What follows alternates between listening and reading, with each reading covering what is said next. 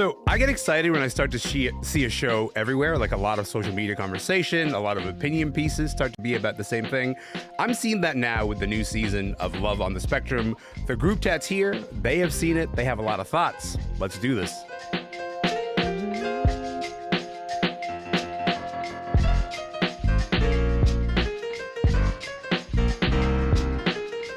I'm Elamin Abdelmahmoud, and this is Commotion. Okay, look, I should note, this is not the first season of Love on the Spectrum. This is a show that is on Netflix. This is its third season, and I've really been noticing the ways that the conversation about it has taken off. It's exactly what it sounds like. You get single autistic people looking for love and companionship.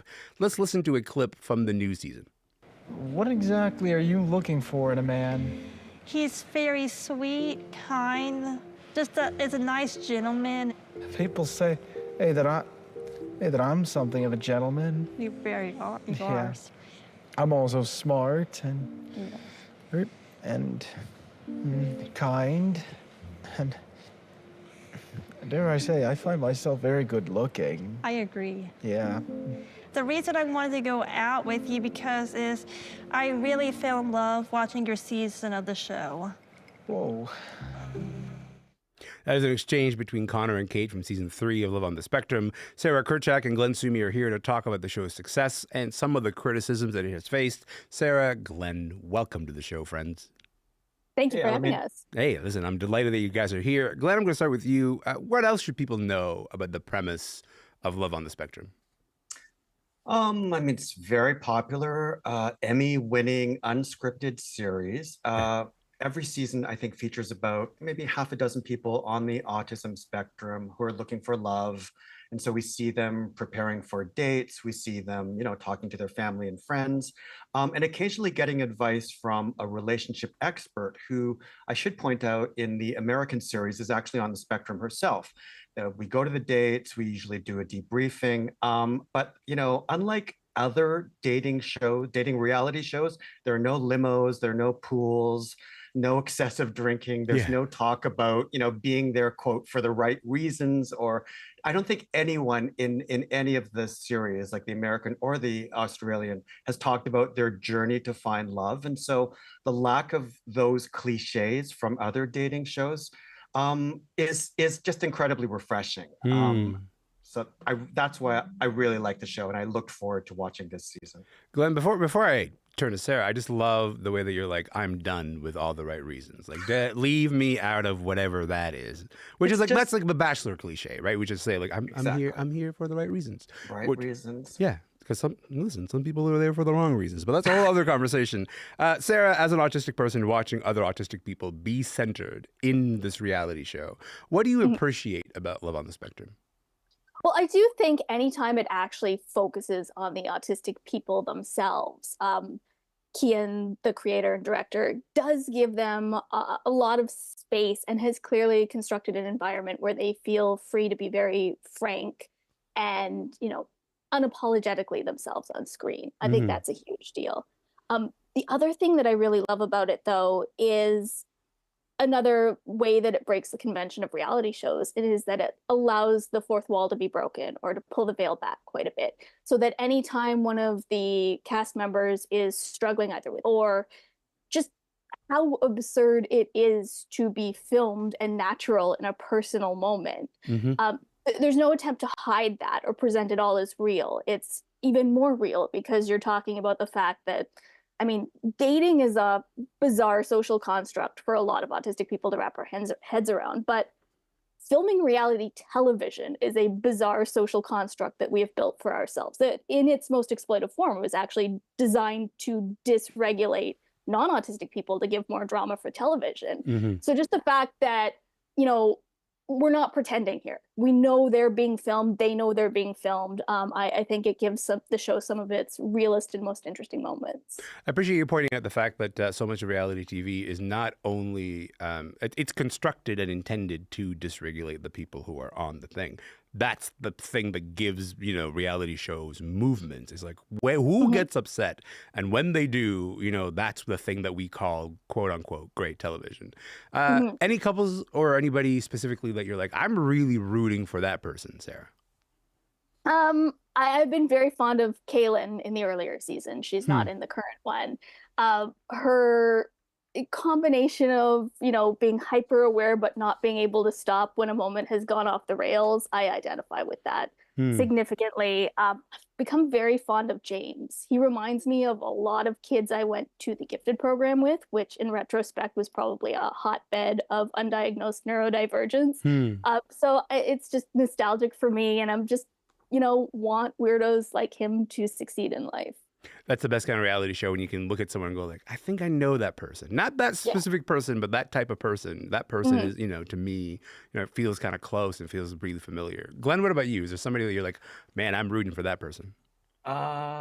They do a great job in casting a diverse group of people. And this season, there are two new additions. There's Madison, who's a really outgoing young woman who's got an enormous collection of American Girl dolls.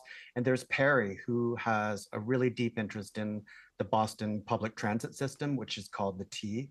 And so she inserts all of these T phrases into her life. But Connor, who we heard from at the top of the show, I Mm-hmm. mean, he really emerged as a fan favorite. He was introduced last season, and one of the most memorable, I think, standout. I think it was probably memeable too. Sequences was when he went on a speed dating event, and his date was talking about how she preferred, the hustle and bustle of city life to nature. And right after she said that, he wrote a big no next to her name on the scorecard.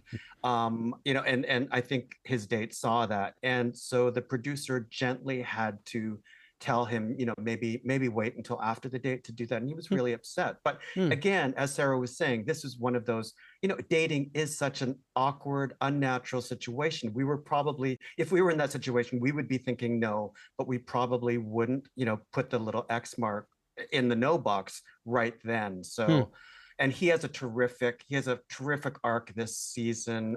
Sarah, you were talking about just the meta-ness of it, the lack of a fourth wall.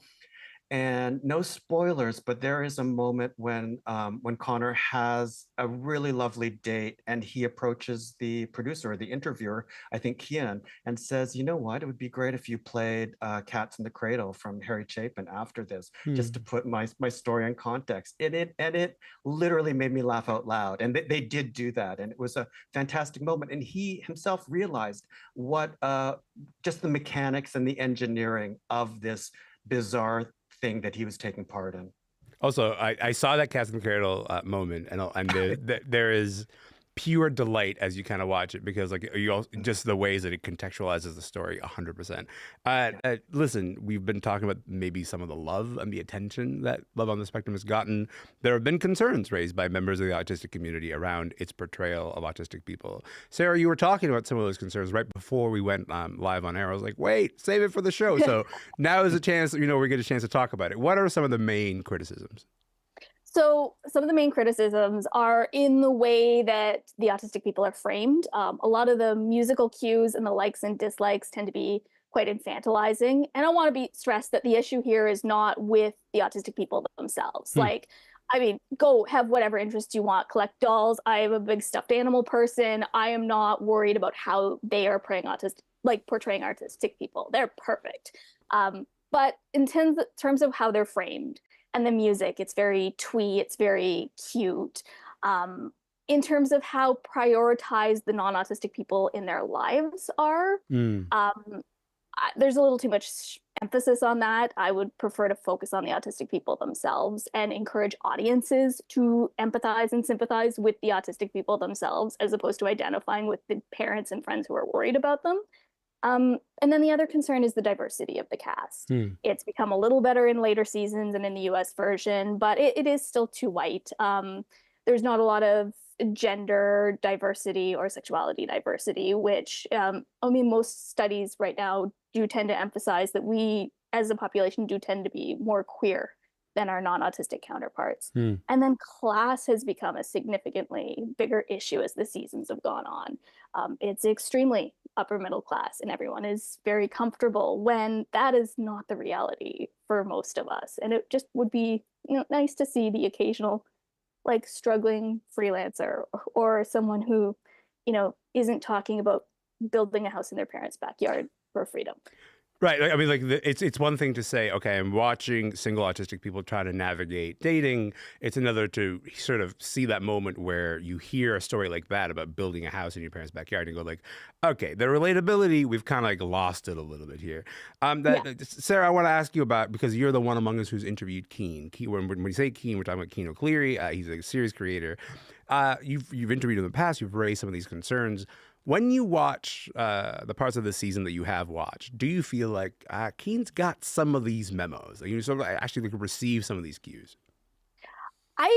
You know what? I believe his intentions are pure. Like, there are people who are in arts and entertainment to exploit autistic people. And The he's wrong not reasons, if one you of will. them. Yeah. Oh yeah, they're in it for the wrong reasons.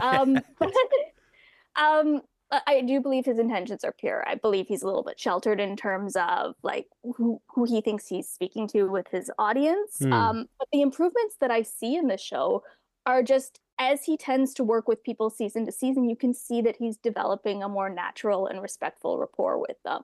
Like, just listen to the tone of how he is casually talking off camera to the long-term cast members. And there's no baby voice, which you cannot say about a lot of the other non-autistic people who appear on this show.